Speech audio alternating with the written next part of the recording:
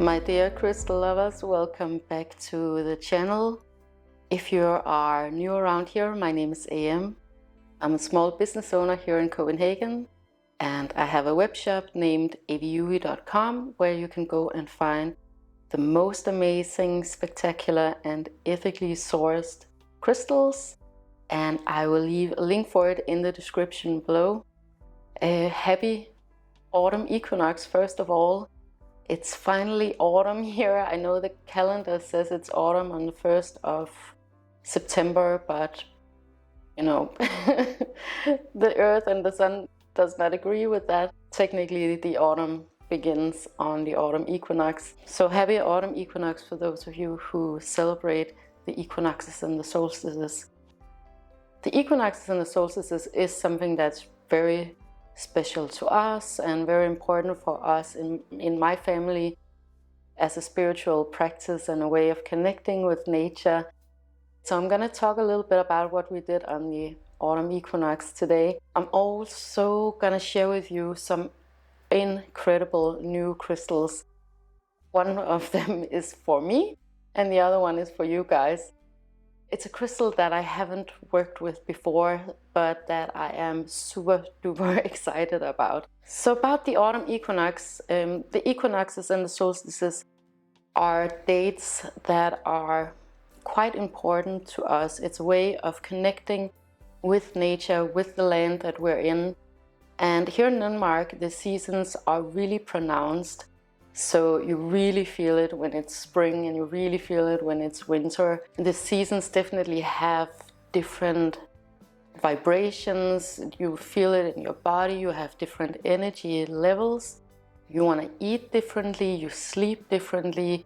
You commune with source in different ways, and you connect with nature in different ways depending on the seasons. So it's not just something that's outside of us here up in the north. It's definitely something that we feel in our everyday life. Autumn, fall, whatever you want to call it, is always and has always been extremely busy for me. So and actually the spring season is also really busy for me too. Whereas the summer season is a lot more slow. It's a lot more I guess social. This summer has definitely been a very social summer for me. And the autumn I always have a lot of energy to do a lot more work than I have in the summer months. Business is also always really has a good flow, has a good momentum. Whereas when we come to the end of December, when we have the winter solstice, everything slows down and the entire country goes into sort of a dormancy where we don't interact that much with one another. We don't want to go out too much. We stay on our couches. We don't have a lot of energy. So I always say it's like the worst time to begin a new diet or begin exercising. It's really a time to lay low.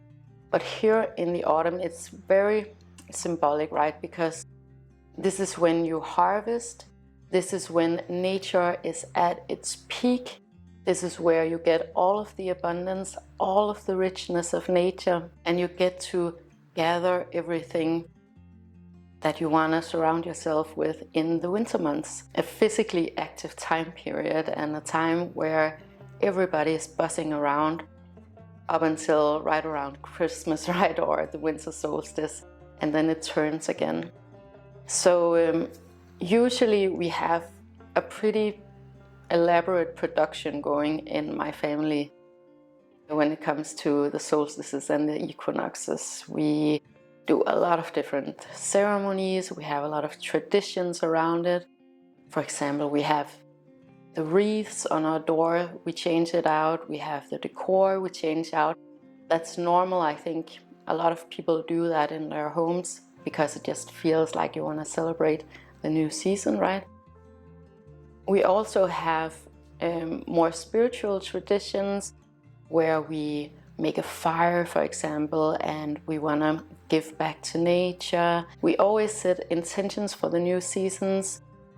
That could be very elaborate, like a mood board or writing down something that you want to manifest, but it could also just be, you know, having a conversation about what you want this autumn to look like. I think for this autumn, because there's been a busy build up to this autumn, both for me and for Andreas, we didn't have a lot of time to really sit down and do a whole lot of work.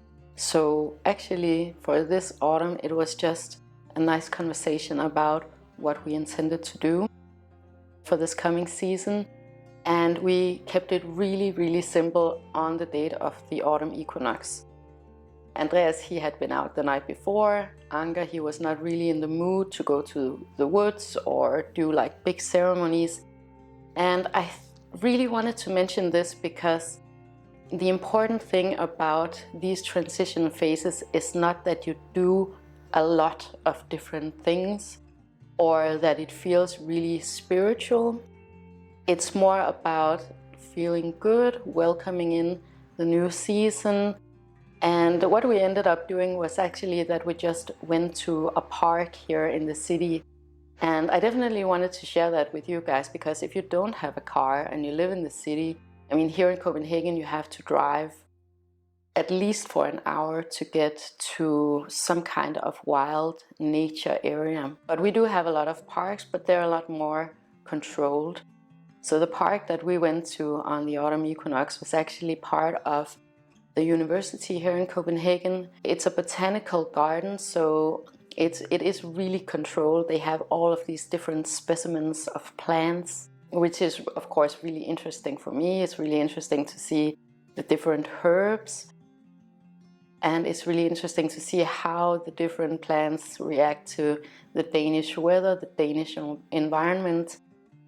So it's just interesting to me, just in general, right? But it's also an old historic area. Again, it's part of the university, so there are these amazingly beautiful buildings, beautiful greenhouses, and I'll show you some images of it because I really wanted to share it with you, because I wanted to say that there are different ways of connecting with nature. No, in this way you are not connecting with raw nature, with wild nature, but you can definitely take off your shoes, you can definitely lay on the grass, you can contemplate the wonder of nature and sit for a while and meditate. It's definitely an opportunity and a possibility that you can do that if you don't have the opportunity to go way out into the wilderness. And I don't think that one is necessarily better than the other. I mean, basically you could connect with your houseplant if that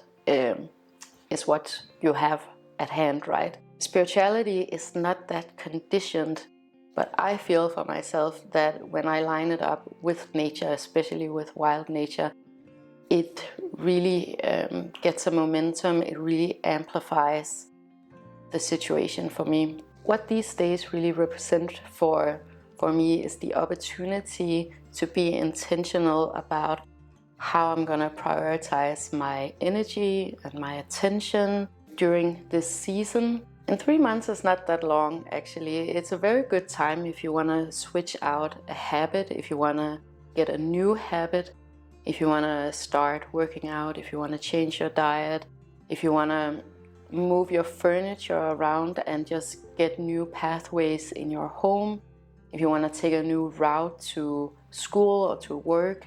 These special days are just really brilliant because you have all of the force of nature behind you, and especially at the time of the autumn equinox, because you have all of this abundance going for you and you are able to visually see the manifestations of it everywhere. I think that spring equinox is also a really good time for impactful manifestation, because then again you have the entire natural world going for you, supporting you in setting new seeds, whereas the autumn equinox is more about the harvest of what you have sown. For us, the beginnings of every season is not necessarily one specific date. We do a lot prior. And we do a lot after. So it's not only on the day of the autumn equinox. So if you are watching this video later, I think this is going out a little bit later, it's not too late at all. If you want to do a manifestation ceremony, if you want to get a new crystal, there's definitely time to do so. So, of course, crystals are a big part of my spiritual practice, of my everyday life. And what I do prior to the equinoxes and the solstices is that I get really clear on what my intentions are. And that wasn't so difficult this season because I already knew how I wanted to the autumn to look like for me. So it was quite easy for me to gather some of the crystals that I wanted to work with. And I really recommend that you guys do that too, and that you hook up whatever intention, whatever feeling, whatever emotion you have with a particular crystal. It just makes it a lot more tangible, a lot more present. And the way that I go about it is that I get really clear on how I want the season to be, to feel, and then I go for whatever crystal I feel matches up with that energy. I don't go looking into books, I don't go looking into on the internet and see what other people have had of experiences. It's much more important for me that it is synced up with my vibration, that I am able to tap into the energy of the crystal, that there's some kind of synergy between it. And I was really surprised about one particular crystal that I'm going to show you today. I haven't worked with it before. Let me show you. It's this obsidian right here. And obsidian is a natural form of glass that is made by lava that has been cooled down really fast. So it has this glass-like texture to it. And it wasn't on my radar at all, but I have two different pieces. So this one is mine, and I've had it around me. I've worked with it for a little bit, and it is just it's just the vibe. It is the vibe right now, this obsidian. Then I have this piece for you guys. Let me just polish it up. And here you can really see the glass-like texture. I'm gonna show you some close-ups because this is quite an amazing piece, but this one is for you guys. So it has this glass-like texture, really sharp edges, and it has been used for weapons, it has been used for arrowheads throughout history. These pieces are both from South America, so Black Obsidian of course occurs in places where there are volcanoes, where there's volcanic action going on. These are actually from two different suppliers, but it's quite similar stories. So the one that I got this from was from a supplier that I've bought from a few times before. He's an old collector, and what he does is that he gathers up old collections from other collectors, people who have collected for geological purposes. And then he got this huge chunk of obsidian. He had it around for a while and didn't really know what to do with it. He has a giant collection, so sometimes he gets an idea. So he got the idea that he wanted to chop this piece of obsidian up into smaller pieces to see if people wanted to buy it. And it was really interesting because it was like this puzzle work, because the way that it breaks is kind of like glass, right? So all the pieces fitted together. But the one piece that I just went for was this one. I think it's so amazing and it just feels so good in the hand. You can actually see the veins of the lava, or like the waves, the different waves that it has been building up in. So that's quite amazing, and this is one that I'm just gonna carry around all the time this season.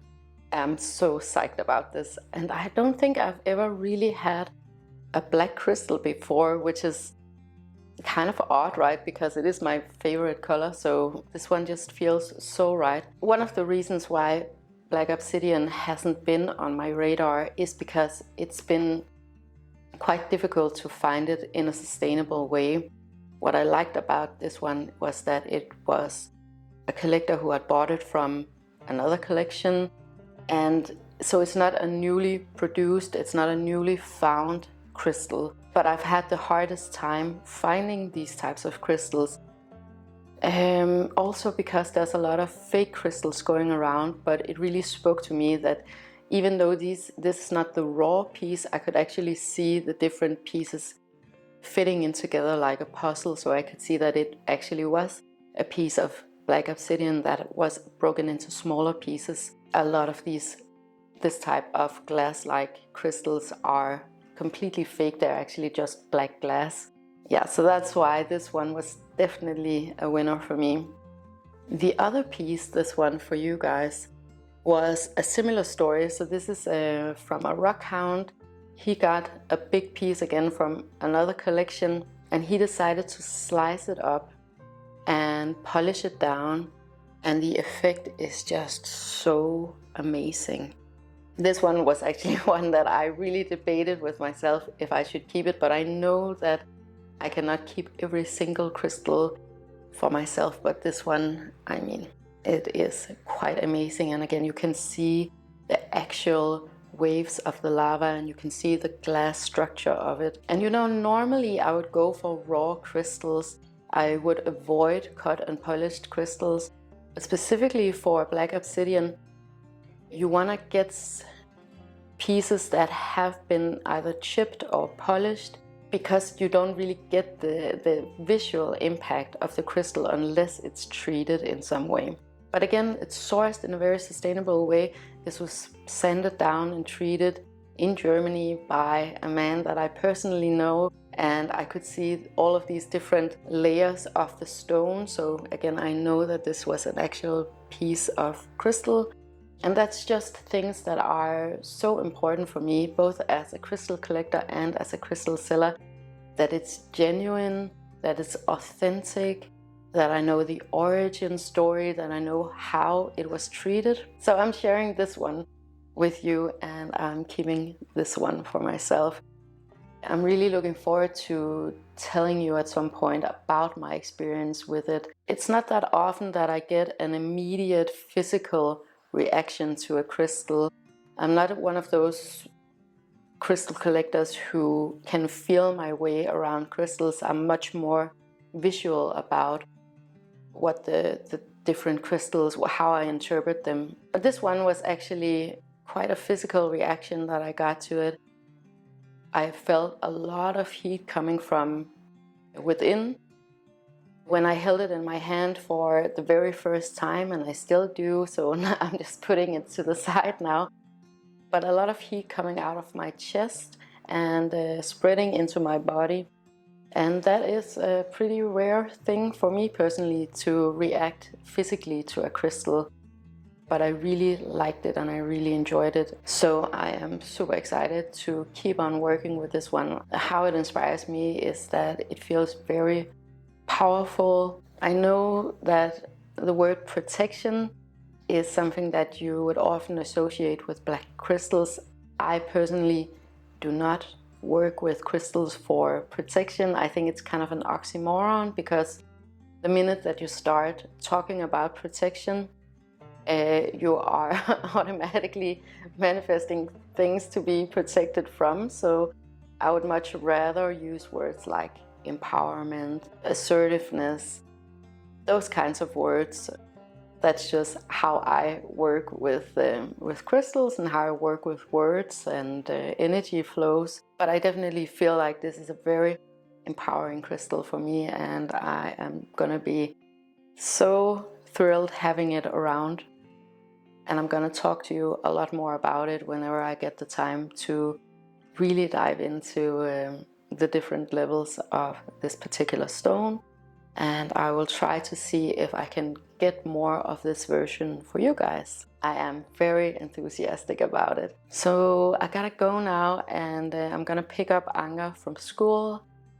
I think maybe we're gonna do a little bit of baking when we get home. Maybe use some of the herbs that I've dried. And then we have a ton of acorn that Anker he found. So maybe we're gonna try to attempt to do some kind of decoration with all of these billions of acorns that I have on my hands now. Thank you guys so much for watching. I'm gonna get this beautiful crystal up on the shop as soon as possible. I want to say thank you to all of you guys for supporting me, for supporting the channel, for watching the videos, for following on Instagram. It's of course really motivating for me. It keeps me going and I love doing this work. And I want to wish you the most amazing day with so much love to you and to yours.